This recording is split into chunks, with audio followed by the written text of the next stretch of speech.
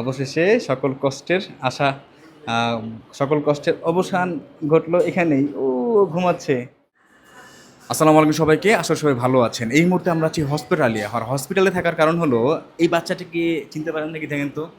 ওর নাম হলো সুরাইয়া। লাস্ট একটি ভিডিওতে দেখছেন রাস্তার এক কোণে দাঁড়িয়ে ছিল ও সহ ওর মা, সামান্য কিছু মাস্ক নিয়ে। আর তার থেকে বড় কথা হলো সেই আপুটি ছিল প্রায় 9 মাসের গর্ভবতী অবস্থায়।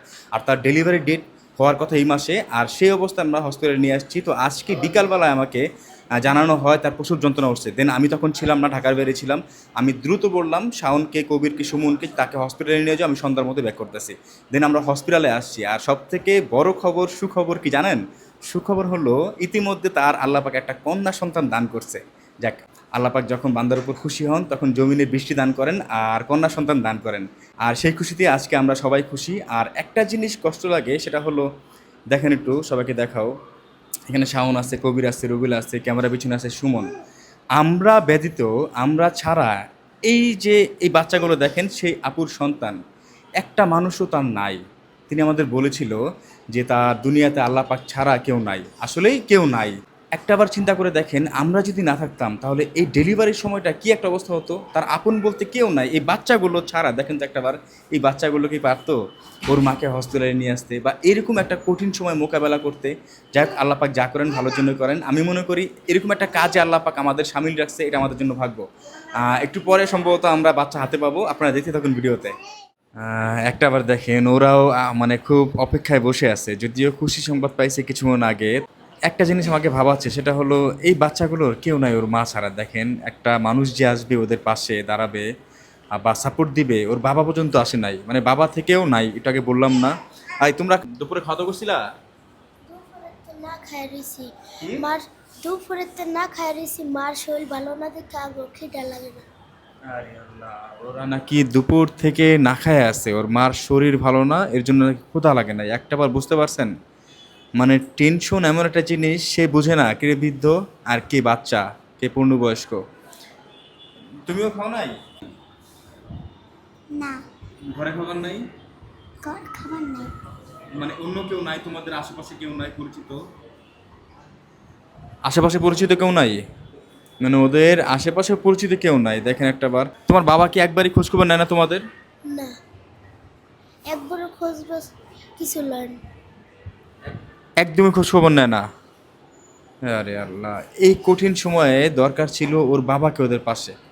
হ্যাঁ, আমরা সবাই জানি বাবা হলো বটগাছের ছায়া। বাট একটাবার দেখেন ওদের বাবা। আল্লাহ, আল্লাহ পাক তাকে বুঝ দান করুক, হৃদায়ত দান করুক। এই মুহূর্তে আমাদের দরকার ছিল, আমরা তো সবাই আছি এখানে, বাট যেহেতু মহিলা পেশেন্ট, একজন মহিলা দরকার ছিল।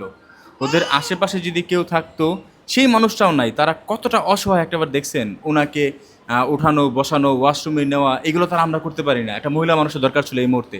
বাট সেই মানুষটাও নাই, যেটা মহিলা মানুষ ওনার পাশে থাকবে, ওনাকে উঠাবে, বসাবে, ওয়াশরুমে নিয়ে যাবে, বাচ্চাটাকে কোলে নিবে। সেই অবস্থাও আমরা নাই। একটাবার চিন্তা করছেন যে ওদের অবস্থাটা কতটা দুর্ভাগা, ওরা কতটা অসহায়। একমাত্র আল্লাহ পাক ছাড়া কেউ নাই। আর আল্লাহ পাক আছে বলেই আজকে আমরা এখানে সবাই হাজির। দেখাও সবাইকে, আল্লাহ পাক আছে বলেই আমরা সবাই হাজির। মানুষের জীবন দেখেন একটাবার, কেমন মানুষের জীবন। হ্যাঁ, অথচ আমরা এতটা ভালো থেকেও কতটা না অভিযোগ করি আল্লাহ পাকের নিকট। কতটা অভিযোগ করি আমাদের সমাজে। আমরা কত মানুষ আছি সব দিক দিয়ে পরিপূর্ণ, জাস্ট একটার দিকে একটু শূন্যতা। সেটা শূন্যতা না, সেটা আল্লাহ পাক যা করে বান্দার মঙ্গলের জন্য করে। বাট সেখান থেকেই তারা পুরো আল্লাহ পাক যত নাজ নেয়ামত দিয়েছে সব অস্বীকার করে অভিযোগ জানানো শুরু করে আল্লাহ পাকের নিকট। আসলে আল্লাহ পাক আমাদের হেদায়েত দান করুক, আমাদের বুঝ দান করুক। আর ওর বাবার উদ্দেশ্যে বলতে চাই, এক কথা, এই ধরনের মানুষের কথা যখন মাথায় আসে তখন সবার আগে পশুর ছবি মাথায় ভেসে ওঠে। আর পশুর ছবি মাথায় ভেসে ওঠারই কথা, কারণ এগুলো মানুষের কাজ না। আমরা আশরাফুল মাকলুকাত, আল্লাহ পাক আমাদের সৃষ্টি করছেন সেরা মানুষ হিসাবে, সৃষ্টির সেরা আমরা। আর সেখানেই আমরা মাঝে মাঝে পশুকে হার মানায় ফেলি। তো এই ধরনের মানুষের কথা যখন মাথায় আসবে তখন তাদের ছবি না, পশুর ছবি সম্ভবত মস্তিষ্কে আসবে। আর সেটাই হয়েছে ওর বাবার ক্ষেত্রে। আপনারা একটু পরে দেখতে পারবেন, আমরা এখনও বাচ্চা হাতে পাই নাই, আমরা বসে আছি। তবে আপনারা কোনো চিন্তা করবেন না, মা ও বাচ্চা উভয়ই আলহামদুলিল্লাহ সুস্থ আছে। এটার জন্য আল্লাহ পাকের নিকট আমরা লক্ষ কোটি শুকরিয়া আদায় করি। লক্ষ কোটি শুকরিয়া আদায়, যে শুকরিয়া আদায় করলেও শেষ হবে না। আর সব থেকে ভালো লাগার বিষয়, বাচ্চাটাকে দেখেন, খুবই গরিব, ওদের দেখেন একটা বার যে ওর মার যে ডেলিভারি হবে আগের ভিডিওতে দেখছেন একটা টাকাও ছিল না, বা টাকা না থাকলে কি হবে, ওরা কিন্তু আল্লাহ পাককে ভয় পায়। একটাবার ওর পর্দাশীলতাটা একবার দেখেন, ছোট্ট একটা বাচ্চা কতটা সুন্দর করে পর্দা সহিত আছে। আল্লাহ পাক, আমি মনে করি আল্লাহ পাক আমাকে টাকা না দেখ, বাট আল্লাহ পাকের ভয়টা আমার মনে দেখ, এটা আমি মনে করি। কি খারাপ কিছু বলছি কবির? আল্লাহ পাক আমাকে টাকা দেওয়ার দরকার নাই, আমি যেন আল্লাহ পাকের হৃদায়তের পথে থাকি, আল্লাহ পাককে যেন ভয় পাই, সেই ভয়ের পথে থাকি। আর এক কাজ করো শাওন, এক কাজ করো, ওরা দুপুর থেকে খায় নাই, তাড়াতাড়ি একটু খাবার নিয়ে এসো প্লিজ। একটু কষ্ট করে যাও, আমি আসি। হ্যাঁ, দৌড় দাও, তাড়াতাড়ি এসো ভাইয়া। হ্যাঁ, দৌড়াদৌড়ি করতেছো অনেক। চিন্তা করবে না ভাইয়া, আল্লাহ যা করে ভালোর জন্য করে। এখন তো তোমার মা সুস্থ, আর তোমার নতুন বোন আসছে, তোমার বোনও সুস্থ। খুশি না তুমি? কতটা খুশি? খুশি। খাবার নিয়ে শাওন চলে আসছে। বাচ্চাগুলো একটাবার ভাবেন যে দুপুর থেকে না খাওয়া, মানে ওদের যে কেউ খাওয়াবে। শাওন, খাবার নিয়ে আসছো?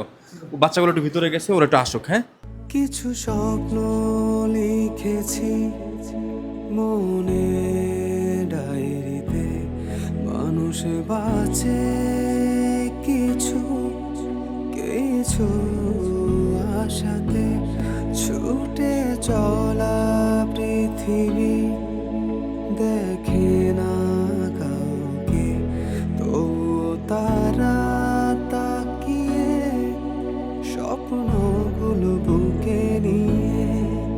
কিছু স্বপ্ন লিখেছি মনে ডায়েরিতে, মানুষ বাঁচে কিছু কিছু আশাতে, ছুটে চলা পৃথিবী দেখে না কাউকে। একটাবার চিন্তা করেন যে ওরা কতটা ক্ষুধার্ত। কোনটা দিব, কোনটা বলো বলো? এখানে নাও, এখান থেকে দিলাম। কতটা ক্ষুধার্ত ওরা একটাবার চিন্তা করেন। আর সব থেকে বড় কথা, দুনিয়াতে তো আপনি কত মন্ত্রী, এমপি, প্রধানমন্ত্রীদের খাওয়াইছেন, সেটা নিয়ে আমাদের কতই না গর্ব, কতই না বাহাদুরি, কতই না বড়াই। হ্যাঁ, কিন্তু কখনো এরকম মানুষদের খাওয়াইছেন? এতিম বাচ্চাদের, মাদ্রাসার বাচ্চাদের নিজে হাতে একটু খাওয়াই দেখেন। আপনি যে দুনিয়ার বড় বড় মানুষদের খাওয়াইছেন দাওয়াত করে, এমপি, মন্ত্রী, প্রধানমন্ত্রী, হ্যাঁ, যেই আনন্দটা না পাইছেন তার থেকেও হাজার গুণ বেশি, কোনটা এখান থেকে দিব, হ্যাঁ নাও, তার থেকে বেশি, হাজার গুণ বেশি আনন্দ পাবেন। আর এই আনন্দটা একদম স্বয়ং আল্লাহ পাকের পক্ষ থেকে। একটু চেষ্টা করবেন। এনো এনো, তোমরা নাও। ওরা প্রচুর ক্ষুধার্ত, প্রচুর। আপনি বুঝেন, দুপুর থেকে ছোট বাচ্চা, ওরা 1-2 ঘন্টা পর পরে খাবে, এটাই ওদের আনন্দ। বাট দুপুর থেকে একটা না ওদের খাওয়া নাই, কি পরিমাণ ক্ষুধা ওদের পেটে, বাট তারপরেও বলতে চায় না। আমি যখন জিজ্ঞেস করছি তোমরা খাইছো, তখন বললো যে না খাইনি। আমি অবাক হয়ে গেছি যে বাচ্চা 3টা, ছোট বাচ্চাটা কান্না করতেছে, এই নো নো, ও রাগ করছে, রাগ করছে। ওর বেশি ক্ষুধা লাগছে। দেখেন একটু পরপর ও এখান থেকে যাচ্ছে, ওইখান থেকে যাচ্ছে, সব থেকে বেশি ক্ষুধা লাগছে ওর। আসলে ওরা যাই হোক একটু বুঝে, বাট এই বাচ্চাটা কি বুঝে? এই বাচ্চাটা পরিস্থিতির শিকার। দেরে না দেরে না না না না, দেরে না না। তবে কি কখনো শুনেছো বাচ্চা আমরা হাতে পেয়ে গেছি। দেখো তো, আমি বলছিলাম, দেখো তো, দেখো দেখো দেখো। মাশাল্লাহ, আসলে অনেক সুন্দর হয়েছে। আহ, মেয়ে বাবু হয়েছে। আমি বলছিলাম ওদের, ওরা বলছিল যে কি হবে, তখন আমি বলছি কি হবে সেটা আল্লাহ পাক ভালো জানেন, তবে আমরা আশা করতে পারি। আমি বলছিলাম মেয়ে হবে ইনশাল্লাহ, তা আল্লাহ পাক মেয়ে দান করছে। অবশেষে সকল কষ্টের আশা, সকল কষ্টের অবসান ঘটলো এখানেই। ও ঘুমাচ্ছে, এই সুন্দর হয়েছে না? খুব সুন্দর হয়েছে, মানে অনেক মিষ্টি চেহারা হয়েছে ভাই। ভাই, এটার ভিতরে আরেকটা জিনিস আমি বলি, হুম, যেহেতু মেয়ে বাচ্চা হয়েছে, হ্যাঁ। এটা একটা আল্লাহর রহমত। হ্যাঁ। এত সুন্দর একটা, আপনি আরেকটু দায়িত্ব নিয়ে আরেকটা নাম রাখবেন, যে ও, নামটা নাম। অবশ্যই যেন ইসলামিক হয়। আহ,